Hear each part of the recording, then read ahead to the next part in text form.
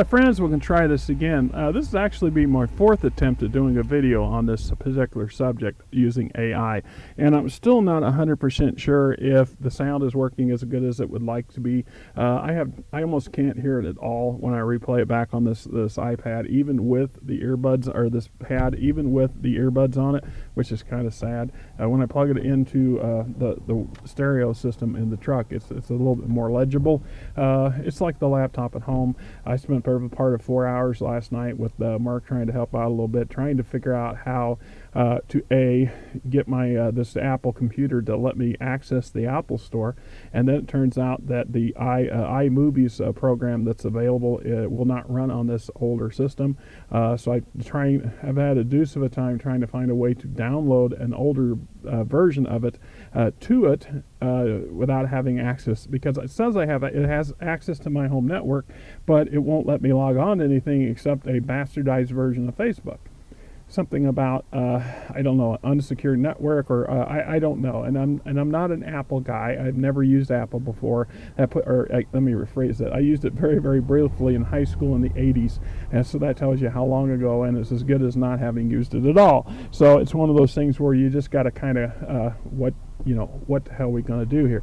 We're talking about AI in the hobby specifically, and I have mixed opinions on it. And of course, I'm a fan of it, and I'm not. I understand that, first off, AI is in its infancy. That's something to keep in mind. What we see today is nothing compared to what it will be like in a year or 10 years. Because it's constantly learning and improving, and we're improving them, and eventually they will improve themselves, the machines will. And then we're going to be at that point, how much is it going to affect the hobby?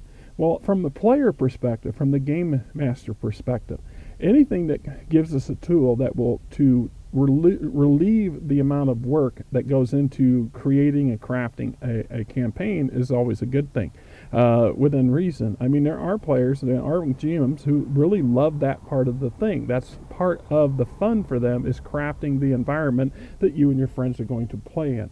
And so when we look at the possibilities, they're pretty much endless. We need random charts, we need random encounters, we need random NPC generators, or character sheet generators, or setting generators, or you see all the possibilities there are pretty vast.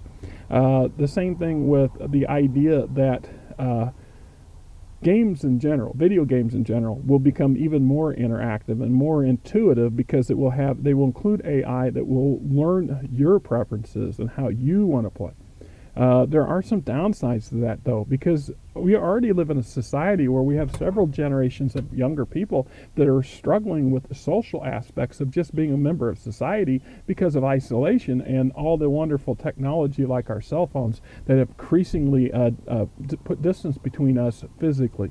We can have a room, the meme of a bunch of people sitting around the dining room table talking via text on their phone is exactly what I'm talking about.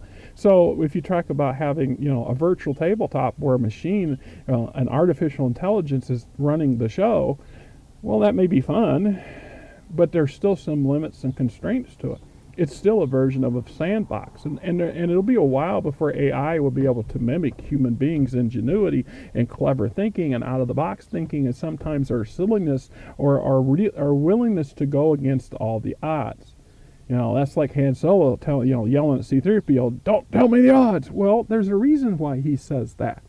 Why the Corellians don't always believe in odds, because they don't always pan out. Sometimes taking the odd path is the best route, and you won't do that if the machine doesn't let you do that, or the machine rebels against you trying to do that, where it says, well, you must go to this dungeon, and it does everything it can to keep redirecting you to that dungeon. There's the problem, right? And then there's the creativity side of things, where it becomes a problem with the industry. The bigger the corporation, the bigger the game company, the more they will love this technology, because why? It saves them money. They don't have to hire creative talent. They don't need as much creative talent, because suddenly the computers can rival 90% of the artists out there, as an example. The computers can rival 75% of the writers out there at some point. Right now, when I look at, we look at some artwork and we say, oh, that's AI assisted or AI done. And some artwork I can look at and I can't tell you if it is or isn't. It's just that good. But there's also something to be say about the writing. You ask an AI to write you a novel, it gives you 300 pages that don't necessarily read very well. It's a novel, but it's not a good novel. And it lacks something. It lacks the humanity of the person who wrote it. The feel and the depth that goes in with that sort of thing. It's like the difference between mom's cooking and restaurant food. Restaurant food is good. Like I said, I'm literally sitting in one of the best restaurants in the state of Iowa. This one here has no prices on the menu, and it's by reservation only. This is an old converted house in a very was a very rich neighborhood 100 odd years ago, and still is pretty, right here on the west side of downtown. So it's very posh. And the food here is custom and made to order, and the wine chart is just through the roof. I'm just saying that's an element that an AI will be hard pressed to duplicate anytime soon. Whether that can say that in 20 years or 100 years, we will see. We will just have to see. But the dangers for the companies is think about Wizards of the Coast and before that TSR. They went on a binge where they hired lots and lots of talent, and they had really good talent and some really, really good talent. And then after things started to go south, what did they do? They started shaving corners. They started cutting their talent. More importantly, stopped paying a lot of their talent. So their talent went somewhere else. There's dangers in doing that. The other side of it also that goes along with that is how much of this, carbon copy. We've seen this problem with what we call splat books. A lot of people look at a lot of the product was turned out toward the end of TSR as an example.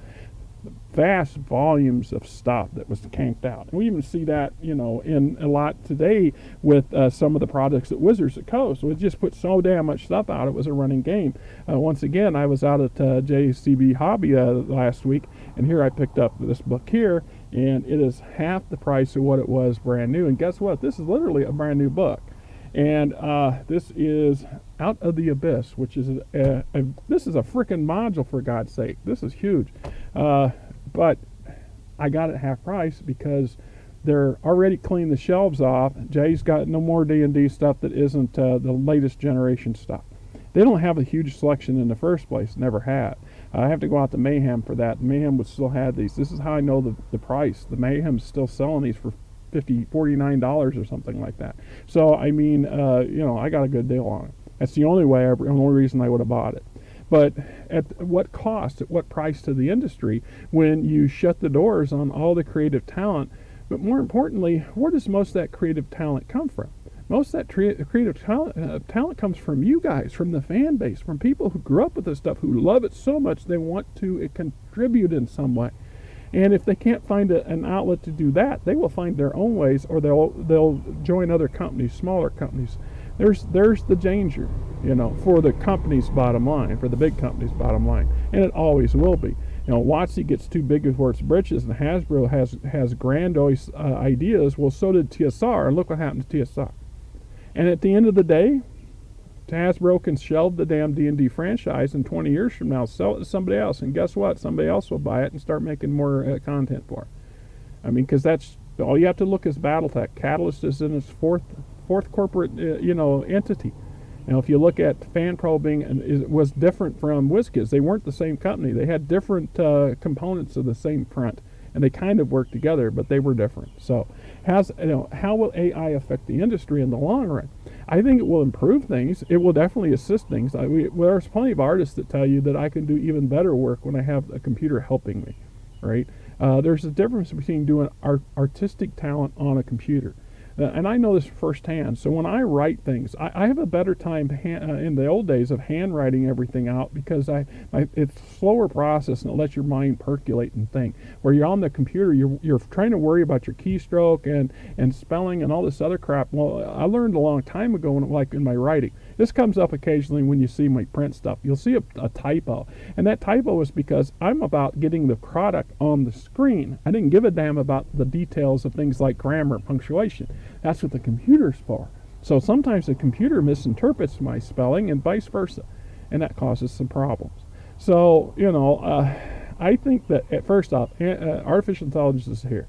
And a damn thing we can do about it. It's going to be here for forever until we obliterate ourselves or move on beyond it to something else. It will be in the game industry. It will become part of it. And I think, future generations coming up won't think twice about it.